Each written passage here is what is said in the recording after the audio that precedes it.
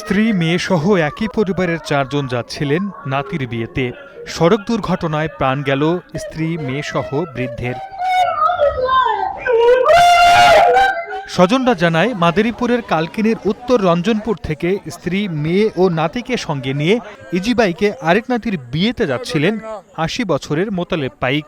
পথে গোপালগঞ্জের কাশিয়ানীর Majhigati bus stand এলাকায় পৌঁছালে যাত্রীবাহী একটি বাস ইজিবাইকটিকে চাপা দেয়। দুমড়ে মুচড়ে যায় ইজিবাইকটি। এতে ঘটনাস্থলেই মোতালেব পাইক, তার স্ত্রী ও মেয়ে সহ 4 জনের মৃত্যু হয়। গুরুতর আহত অবস্থায় আরও 3 জনকে উদ্ধার করে হাসপাতালে ভর্তি করা হয়।